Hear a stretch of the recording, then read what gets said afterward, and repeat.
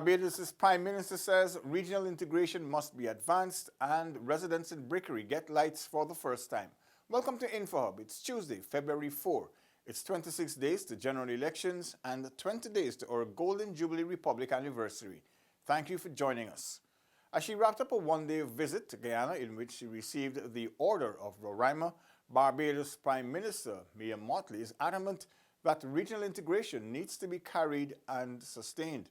Regional integration will benefit the entire region, so says Barbados Prime Minister Mia Mottley, who's also the sitting chair of CARICOM. The work in the integration movement is that of carrying a baton as our part of the relay race. This race started decades ago. What is up to us now is to be able to carry it firmly and in a way that will benefit the majority of our people. The Barbados Prime Minister said regional leaders must work on perfecting the CARICOM single market and economy. The standard issues continue to be with us. The completion of, and the perfecting, I should say, of the CARICOM single market and single economy, which we are working hard on and which we are interacting and interfacing with member states as well as the regional institutions, the Legal Affairs Committee, the Council of Finance Ministers, to be able to bring to closure those agreements that will allow for greater investment activity in the region. Prime Minister Mottley wants a passport-free movement between CARICOM countries. She said by removing all obstacles, it will be easier for Caribbean people to transit for work especially. During her tenure as chair of the Caribbean Community CARICOM, Prime Minister Mottley plans to tackle issues such as economic diversification and climate change. Felicia Valenzuela, InfoHub. A single mother is among dozens to get electricity for the first time in Brickery and Supply on the east bank of Demerara. For the first time in her life, single parent Samantha Salvador can turn on a light switch in her home. For her, this is one large step on her path to a better life for herself and 7-year-old son. 5 years away, I'm just so upset I got like, so my baby could study and just enjoy it. I could buy a TV for him. And I'm so glad. Thank you guys. Most of the residents in that section of Brickery, East Bank, Demerara now have access to water and electricity after having lived for decades with access to neither. This came after Honourable Minister Simona Brooms recently conducted a community outreach in Supply, Brickery and Land of Canaan in late January. Let me see what is your problem, and she come down. And less than a week, we get current where we're going to get in 25 years. Marvin Welcome, a resident of 20 years, expressed his appreciation to the coalition government and Minister Brooms for delivering on a promise.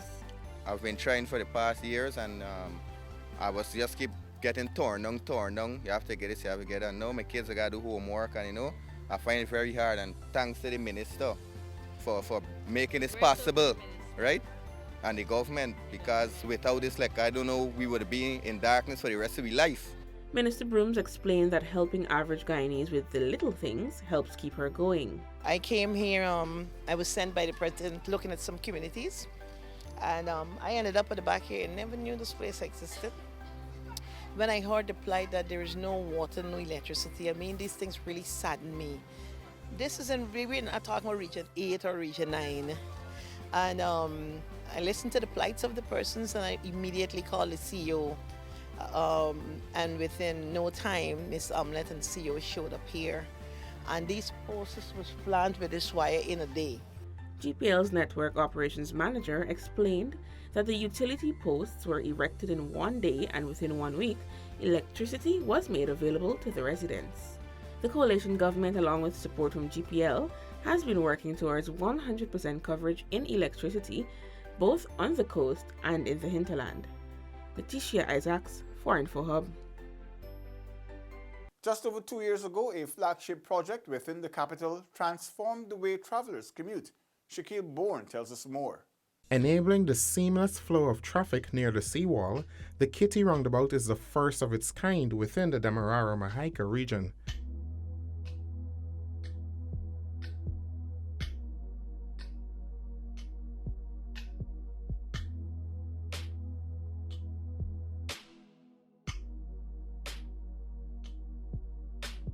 InfoHub spoke with a number of bus and taxi drivers to understand how this project is impacting their lives. The roundabout is one of the best things they ever do in the country for the traffic, to reduce some of the traffic and the slowing up and the backing up of the traffic. It was really good, it was really nice. And I hope they should put some more roundabout in around Guyana for ease of the backing up of the traffic. That was taxi driver Randolph Gill, who works within the Regent Street area. Bus driver Shane Pickering commended the addition of the roundabout that falls along his Stabroek to Plaisance route. I drive with the mentality that the traffic on the right has the right of way. So I just approach the corner with caution, and when I get space, I just keep going left, and it's a smooth flow for me. With nearly 20 years of driving experience, Alan Gittins says he appreciated the education campaign on the roundabout that was executed by the Guyana Police Force. I think they have done enough in terms of educating public. They use the medias and they use it effectively. So I don't think there's any excuse for anyone saying they don't have knowledge of it. The $79 million project connects Vicingen Road, Carifesta Avenue, Kitty Public Road, and the Seawall Road. It features adequate road signs, LED traffic lights, and smart city surveillance cameras. The second roundabout under the coalition government was built near the Cheddi Jagan International Airport. Reporting from the Kitty roundabout with videographer Keon Blades, Shaquille Bourne for InfoHub. Since 2015, GWI has invested $8 billion in water improvement along the coast. 62,000 residents were afforded first-time access to potable water. With the construction of 3 water treatment plants, more than 50,000 residents benefited from improved water quality. Areas and beneficiaries included Barnwell North, Friendship Squatting Area, Waikabra, Kurukuru, Great Diamond, Timeri North, Kalicharan, Lachman Singh and Chansan Road on the east bank of the Marara, Durban Backlands with 3,000 residents, and Cornelia Ida to Fellowship, 31,200 residents. And when the news returns, steam boilers training exercise begins and the CHMPA conducts a land allocation drive in Region 5. Details of these stories and more after the break. Stay with us.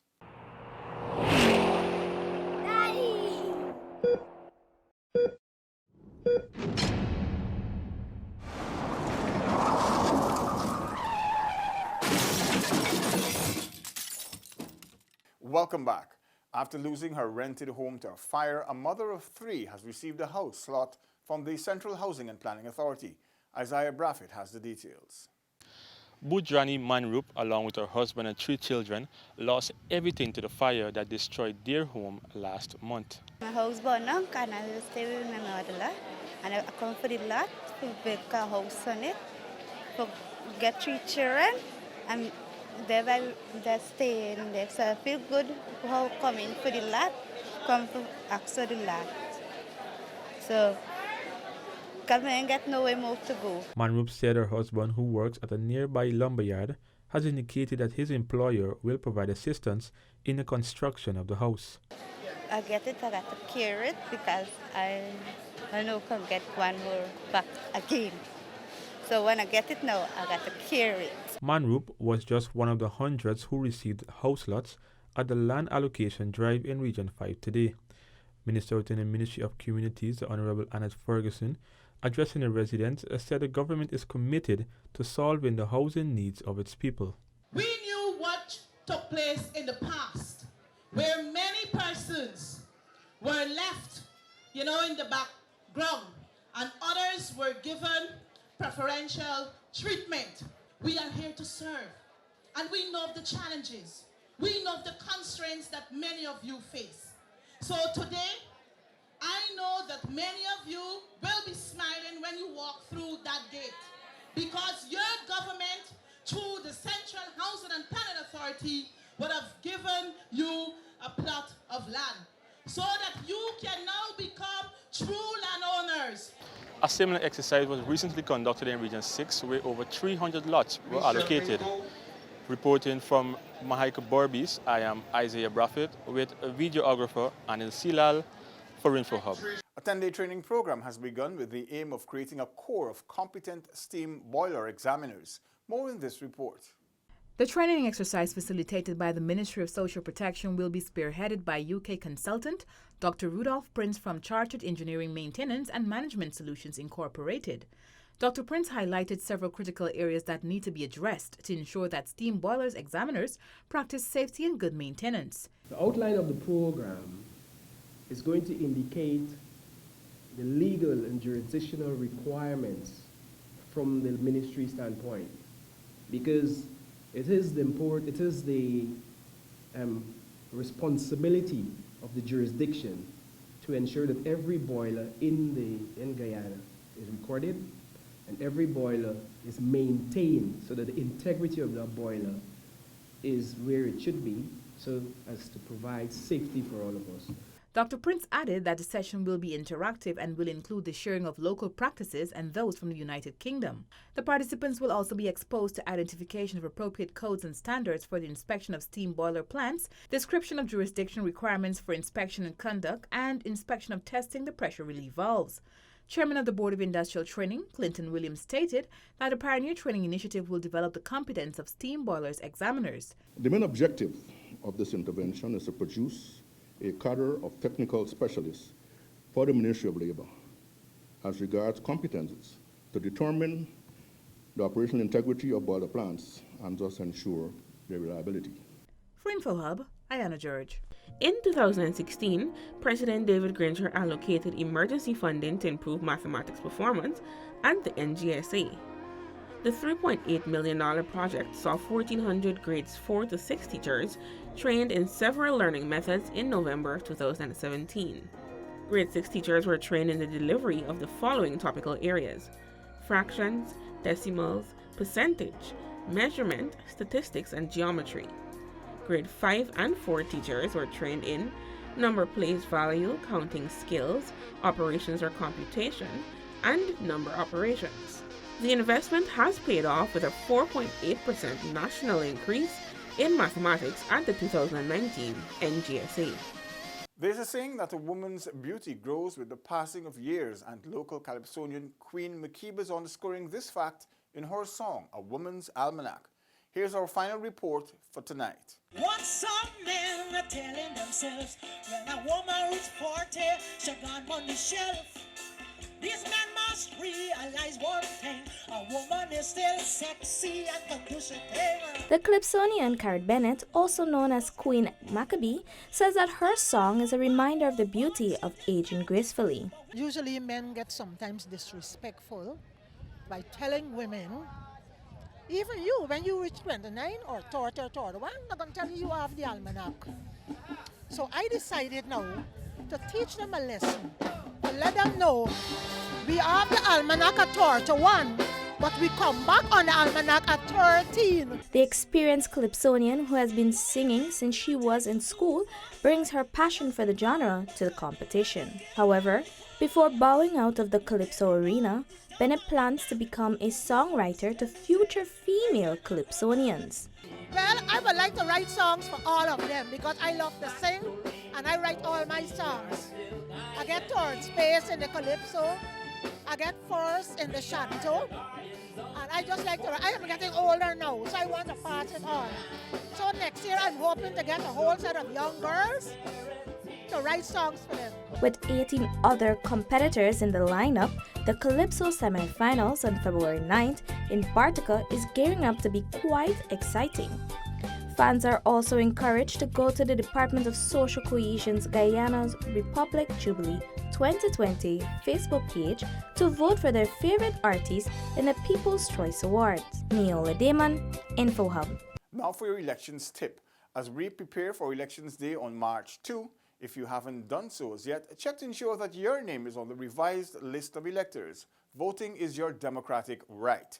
That's all for today. Connect with us on our social media platforms, including WhatsApp, Facebook, YouTube, and Instagram. Much more news is on our website, dpi.gov.gy. Your bridge and weather reports are up next. Goodbye for now.